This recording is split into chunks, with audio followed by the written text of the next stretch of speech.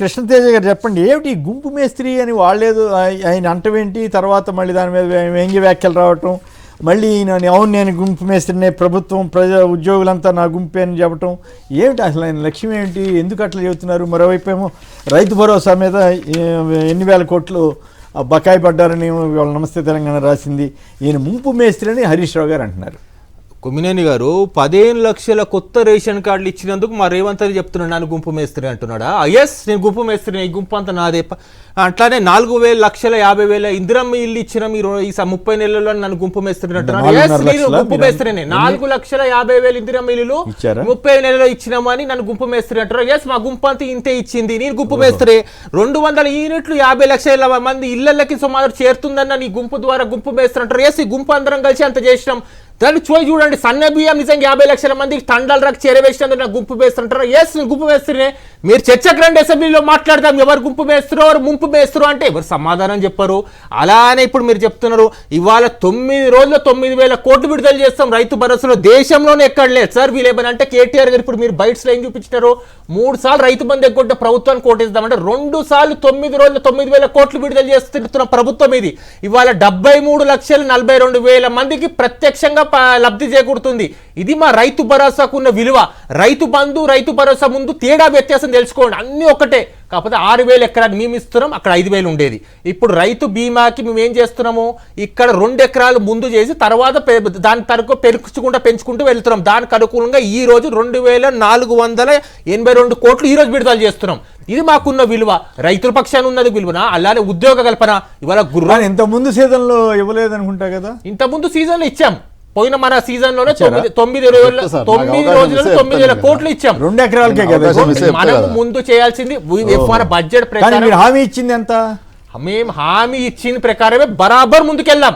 కానీ ముందు మనకు కావాల్సింది ఇంకోటి, ఇక్కడ చిన్న సన్నకారు రైతులను కవర్ చేయాలి. మన హామీలో ఉంది మేనిఫెస్టోలో. 15,000 ఇస్తున్నాను కేసీఆర్ ఉంటే 10,000, మేము వస్తే 15,000 అని చెప్పి 15,000. అరే మళ్ళీ మన రేవంత్ అన్న కూడా చెప్పినారు 15,000 తులం బంగారం. ఇక్కడ ఏం లేకపోయినా ప్రతిది నెరవేర్చి ఓటాడుతా అంటున్నారు. ఇవాళ కూడా అదే స్టాండ్ పైన ఉన్నాం, వెనకపోయే ప్రసక్తే లేదు. తులం బంగారం ఖచ్చితంగా వెళ్తాము. ఇప్పుడు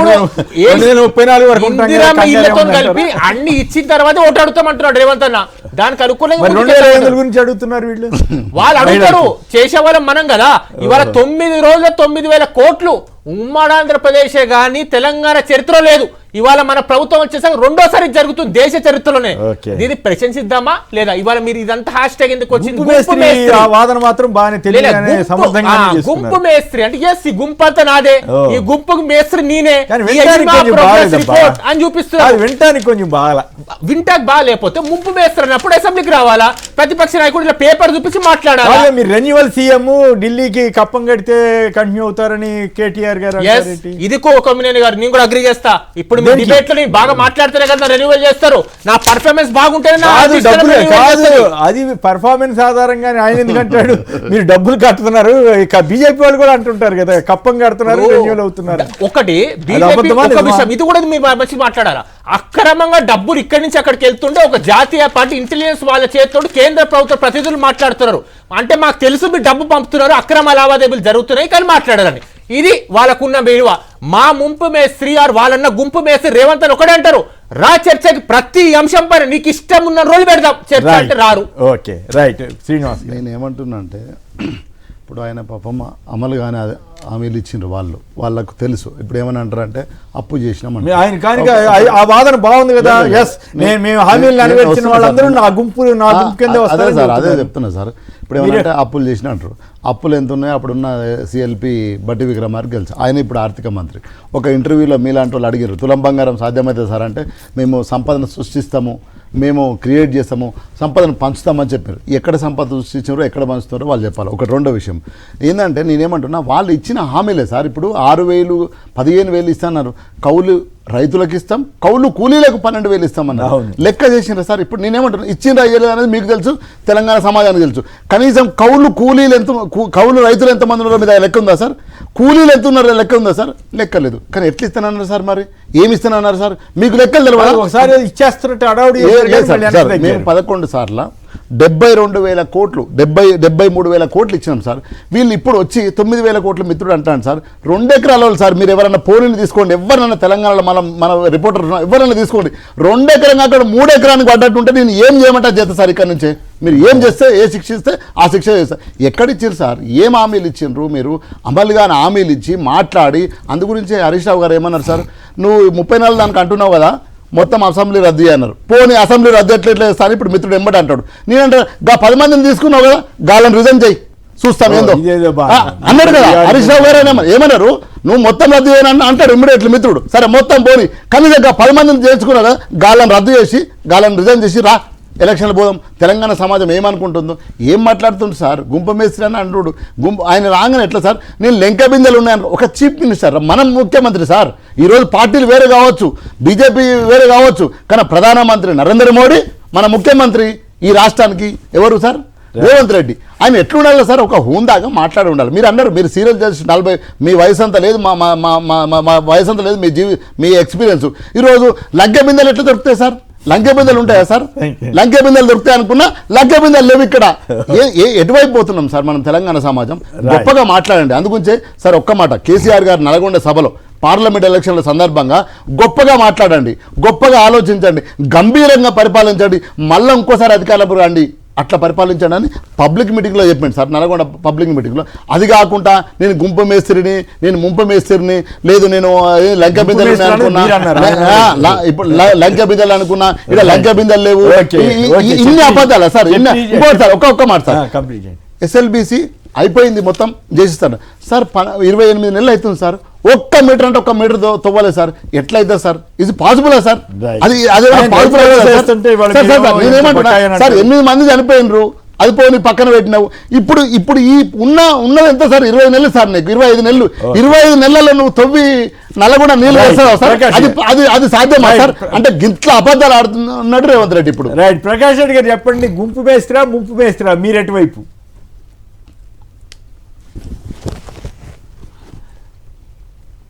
మ్యూట్ లో ఉన్నారు ప్రకాష్ సార్. పక్కా ముంపు మేస్తారు సార్, ఎందుకంటే రైతు భరోసా, రైతు బంధు కాదుగా, మీరు మెట్రో డబ్బులు ఇవ్వకుండా మీరు అడ్డం పడి మీరు ముంపు చేస్తున్నారేమో అని కాంగ్రెస్ వాళ్ళు అంటున్నారు.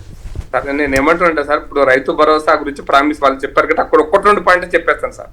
మీరు మొత్తం అంటే రైతు భరోసా అనేది ప్రతి సంవత్సరము ప్రతి ఎకరానికి గత ప్రభుత్వం 10,000 ఇచ్చింది, మేము 15,000 ఇస్తామన్నారు.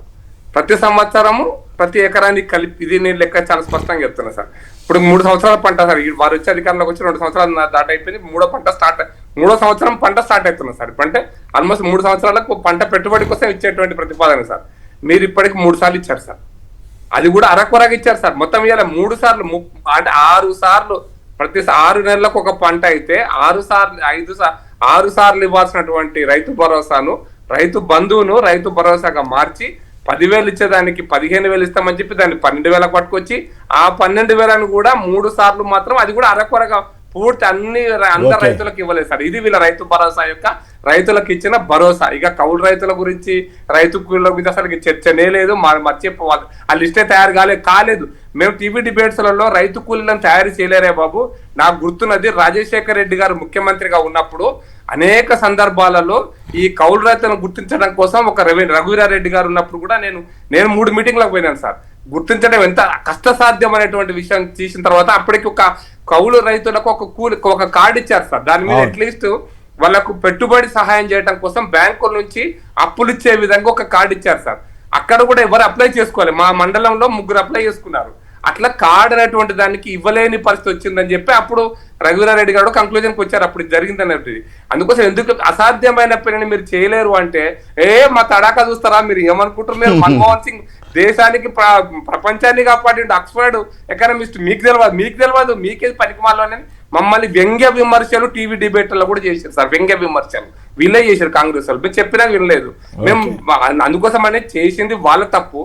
మీరు ఉద్యోగస్తులకు అందుకోసం మొన్న జరిగిన మీరు గుంపు మేస్త్రి చర్చ, ఉద్యోగస్తులకు సంబంధించినటువంటి ఇన్సూరెన్స్ ను ఒక పండగలాగా చేసేటువంటి ప్రయత్నంలో భాగంగా వాళ్ళు చేసినటువంటి ఒక ప్రయత్నం సార్.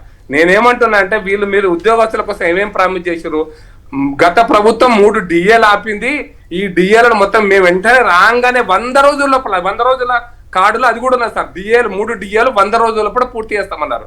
ఇప్పుడు 3/6 అయినాయి. 100 రోజులు పోయి 1000 రోజులు అయినాయి సార్. ఇప్పుడు 1000 రోజులు పూర్తి అయిపోయినాయి. ఇంకా 3 DL కాదు 3/6 అయిపోయినాయి. DL ఇవ్వలే. 2023 ఇచ్చిన పిఆర్సీకి అతి గతి లేదు. ఇస్తాం, రేపిస్తాం, మాపిస్తాం అన్నారు. 2020 కోట్లు డిఏ ఏదో విడుదల చేస్తారు చెప్పి వార్త వచ్చింది. అంతవరకు మంచిదేగా సార్. 100 రోజులలో 3 DL పెండింగ్ ఇస్తామన్నారు సార్. 1000 రోజులు దాటినా 3కి 3 యాడ్ అయింది తప్ప ఆ 3 ఇయ్యలే. ఇంకా కొత్తగా 3 యాడ్ అయినాయి. ఇప్పుడు 6 పెండింగ్ ఉన్నాయి ఇప్పుడు. కాబట్టి ఈ ప్రభుత్వం ఉద్యోగస్తులను మచ్చిగా ఆ రోజు అక్కడ జై కొట్టడం కోసం కొంతమంది సంఘాలు ఉంటే ఆ సంఘాలను దాంట్లో మీడియాలో రావడం కోసం అన్న మాట తప్పిస్తే ఆయన గుంపు మేస్త్రి కాదు, ముంపు మేస్త్రి కాదు. తెలంగాణ రాష్ట్రాన్ని పూర్తిగా ఈ కాంగ్రెస్ ప్రభుత్వం టోటల్ గా ప్రజలను ముంచేస్తే ఇచ్చిన వాగ్దానాన్ని ఏ ఒక్కటి కూడా నేను పదం ఉపయోగిస్తున్నాను. మెట్రోకి ఎందుకు అడ్డం పడుతున్నారు చెప్పండి. మెట్రోకి ఎందుకు అడ్డం పడుతున్నారు? తెలివిగా ఏదో చర్చలు జరిపినట్టు జరిపి చివరికి అవేమి రాకుండా చేస్తున్నారట కదా.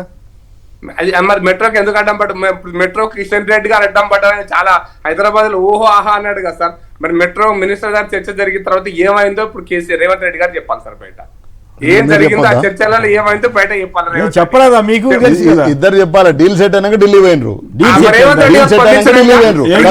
అన్న ప్రకాష్ అన్న అప్పటిదాకా నువ్వెంత బస్తీ మీద సవాల్ దేక్లింగ్ అంటే ఢిల్లీ పోయినరు.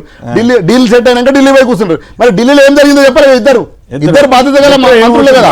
ఒకైనా ముఖ్యమంత్రి, ఒకైనా కేంద్ర మంత్రి కూర్చొని చెప్పాలి కదా వచ్చి ఏమైంది సార్. గిది కాయ, గిది పండు, ఇది కాదు ఏం లేదు సార్. వాళ్ళంతా ఇద్దరు నేను చెప్పినా కదా సార్, వీళ్ళ ముంచబోతున్నారు అయిపోతుంది. కానీ రేవంత్ రెడ్డి క్లియర్ గా మా బడేబాయ్ అని చెప్పిండు కదా సార్. ఆయన ఇంకా దాంట్లో నో డౌట్ ఏం లేదు.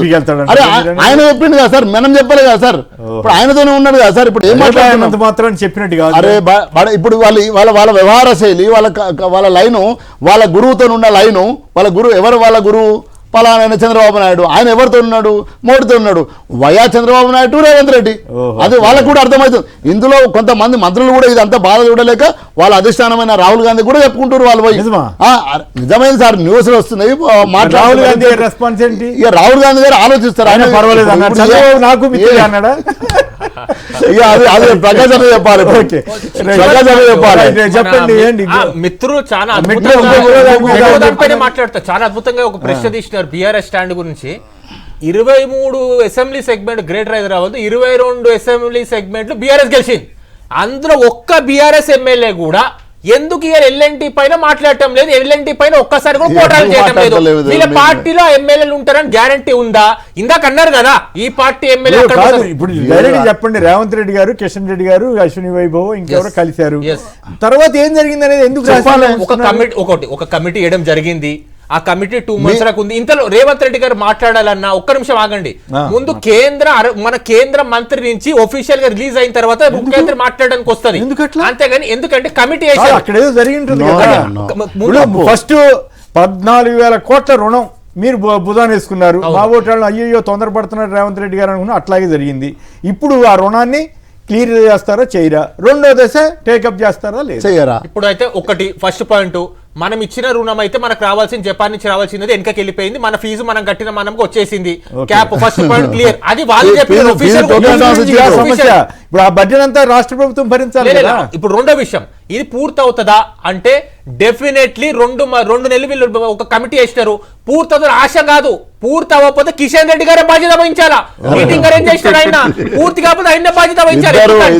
ఎల్ఎన్టీ వాళ్ళని పంపించేసినట్ట కాదా? ఎల్ఎన్టీ వాళ్ళు వెళ్తా అంటే వాళ్ళకి అనుకూలంగా వాళ్ళు వెళ్తాము మేమంటే డెఫినెట్లీ మనం టేక్ ఓవర్ చేస్తామని చెప్పినాం. మనం నిధులు తెచ్చినాం, మన బకాయిలు వేసినాం, వాళ్ళు ఇస్తా అని చెప్పి లాస్ట్ ఒత్తిడి చేసినాము, తెచ్చుకున్నాము. ఇవాళ కిషన్ రెడ్డి గారు ఆ మీటింగ్ అరేంజ్ చేసినారు. అవుట్పుట్ అండ్ మీటింగ్ ది కేంద్ర మంత్రి బయట పెట్టారు. ముఖ్యమంత్రి గారు ప్రెస్ మీట్ ఆర్గనైజ్ చేసి పెడతారు. చెప్పట్లేదు కదా. కమిటీ వేసిన తర్వాత చర్చల్లో ఏం జరిగింది? ఎందుకు కమిటీ వేయాల్సిన అవసరం ఉంది? రుణం ఎందుకు వెనక్కిపోయింది అది వాళ్ళు చెప్పాలా? బీజేపీ కేంద్ర మంత్రి చెప్పాలి, మనమేం చెప్తాము?